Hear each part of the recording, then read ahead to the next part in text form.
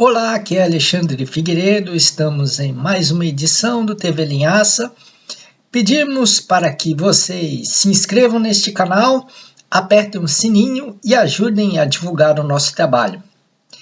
A grande questão que se imagina é esse: por que as esquerdas perderam o protagonismo nos últimos anos, né? E aí a gente vê a coisa pelo âmbito cultural, porque fala-se muito no âmbito político, no âmbito econômico, no âmbito jornalístico. Eu acredito que tenha havido um conjunto de problemas, não foi uma situação específica, mas uma série de fatores, porque a realidade é tão complexa que é impossível falar em um único motivo.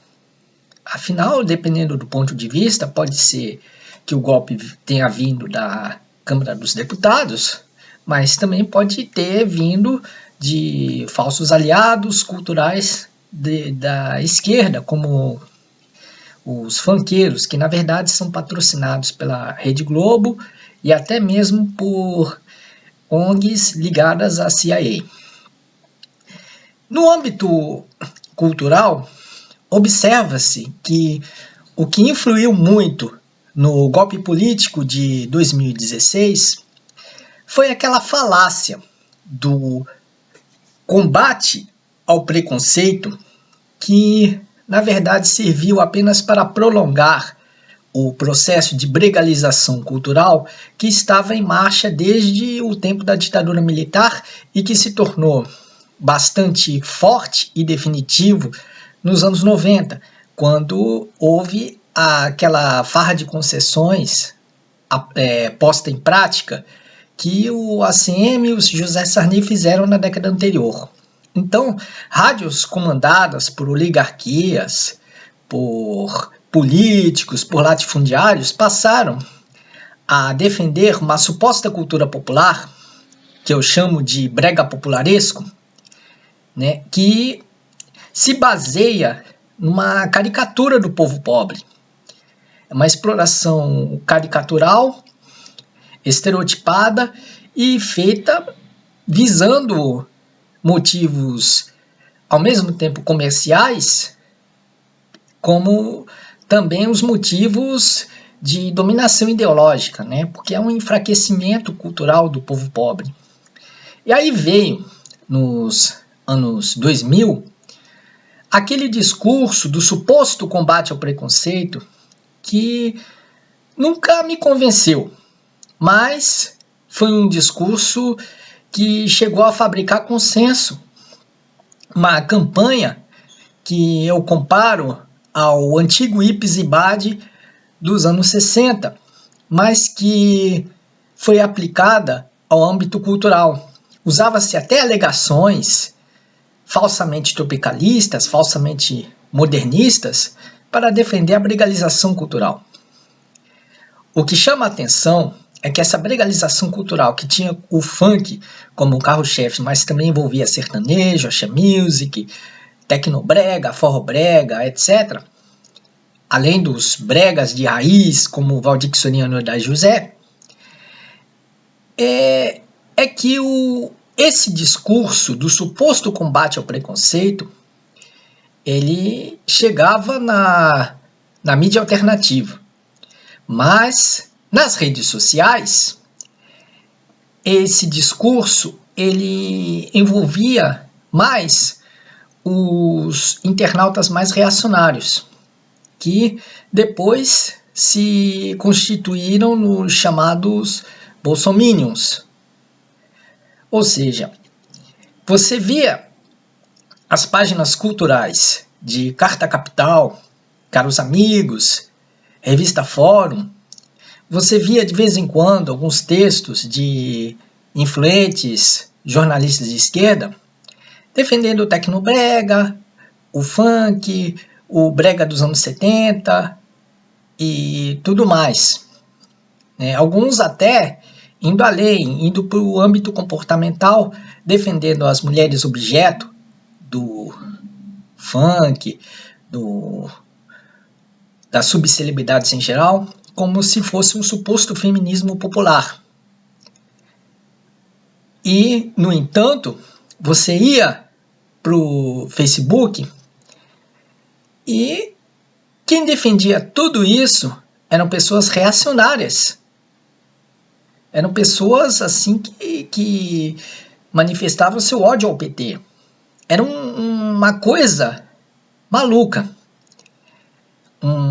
Uma espécie de convergência estranha que unia jornalistas de esquerda e internautas de direita ou até de extrema direita. Era uma época em que até os partidos de aluguel da direita fisiológica estavam na base aliada do PT. Partidos que depois se rebelaram e passaram para o golpismo político de 2016. Então, esse discurso do suposto combate ao preconceito, que ventilava nas páginas da mídia de esquerda, através, sobretudo, das pregações do jornalista Pedro Alexandre Sanches, esse discurso todo, que seduziu as esquerdas durante um bom tempo, no entanto, era corroborado nas redes sociais por pessoas que já começavam a pedir a cabeça de Lula e de Dilma Rousseff. Então, essa convergência foi muito perigosa para as esquerdas. Você vê a mídia alternativa de esquerda, os jornalistas progressistas, apoiando as mesmas coisas que os bolsominions nas redes sociais. Isso foi uma grande armadilha. As esquerdas morderam a isca e nessa convergência artificial que foi criada, as esquerdas pensaram que com a música brega, com o funk, com o espírito lá do Valdir Soriano, que havia falecido em 2008, mais ou menos, e aí passou a pairar nas mentes progressistas como se fosse um falso esquerdista. E aí, achando que tudo isso ia trazer o socialismo para o Brasil, acabou fazendo o contrário. O discurso da brigalização, na verdade, desviou o povo pobre do ativismo sociopolítico e desviou também da conscientização política. O povo pobre foi tratado como criança por um discurso movido por intelectuais influentes como jornalistas culturais, antropólogos, cineastas de documentários e outros mais. Até mesmo alguns famosos, alguns artistas, inclusive. O povo pobre, então, foi aconselhado a brincar de ativismo social e político, dançando funk, ouvindo Valdir, ouvindo tecnobrega, etc. E a dupla Zezé de Camargo e Luciano vendeu a falsa imagem de esquerdista anos antes de revelar a sua verdadeira face, que é a do bolsonarismo. Aí enganou muita gente, Zezé de Camargo e Luciano, só porque votaram, e ainda assim, tendenciosamente, votaram em Lula. Aí eles viraram, de repente, um símbolo de um falso esquerdismo musical que durante anos prevaleceu, um discurso que prevaleceu durante anos e que não podia ser questionado, porque não tinha gente com a visibilidade de um Pedro Alexandre Sanches para contrapor o discurso que ele estava veiculando. E a própria dupla Zezé de Camargo e Luciano simbolizou esse contraste. Enquanto nas páginas de Carta Capital, Fórum e Caros Amigos, Zezé de Camargo e Luciano vendiam uma falsa imagem de humanista, de esquerdismo libertário, coisa parecida, nas redes sociais eram os fascistas mirins, as chamadas milícias digitais que defendiam a dupla goiana. Eu já vi casos de internautas que estavam perseguindo quem fizesse críticas no Orkut à dupla Zezé de Camargo e Luciano. Era um patrulhamento ideológico terrível, cruel. Já era uma demonstração de fascismo digital, a partir de uma dupla musical de sucesso. E depois esses caras refletiriam em outras ações mais ousadas de perseguição ideológica. Então, o povo pobre perdeu o protagonismo, porque o discurso do tal combate ao preconceito da legalização cultural empurrou o povo pobre para o consumismo e para o isolamento num entretenimento vazio que os intelectuais chamados bacanas chamavam de ativismo, de mobilização. Mas não era mobilização, era imobilização. O povo ia como um gado para ver o ídolo do momento, num galpão, numa casa noturna de subúrbio, e era desviado ali. E isso isolou os debates das esquerdas, das forças progressistas, que não tiveram a participação do povo. Porque o povo foi dançar o funk, foi dançar o tecnobrega, foi ouvir o Valdir. E aí, com isso, os movimentos progressistas se enfraqueceram. E aí o que vem no outro lado? Vem no outro lado a reação da classe média furiosa, com os privilégios que estavam perdendo com os governos do PT.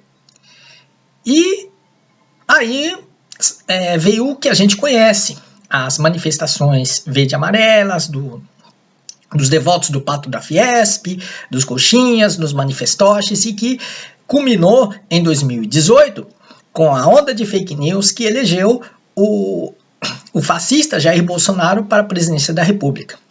E hoje, as esquerdas estão desnorteadas, se limitando nas pautas culturais às causas identitárias. As esquerdas, elas morderam a isca e apoiaram a legalização que era patrocinada pela mesma mídia hegemônica que se envolveu no golpe político de 2016. Então, esse suposto discurso do fim do preconceito, que forçou a aceitação do brega por um público de maior nível intelectual, foi um grande golpe cultural. E esse golpe cultural é que permitiu com que o povo fosse afastado de suas próprias manifestações, enquanto que as elites brincavam de protesto popular, pedindo o golpe político e o fim dos direitos sociais. E assim, as esquerdas acabaram perdendo o protagonismo. O discurso que pregava o fim do preconceito, na verdade, acabou com o Ministério da Cultura, quase destruiu a imprensa alternativa escrita e isolou os intelectuais verdadeiramente de esquerda, que agora procuram se recuperar através de outras mídias e talvez até com novos protagonistas que não aqueles que venderam sua alma aos brigalhões da mídia venal.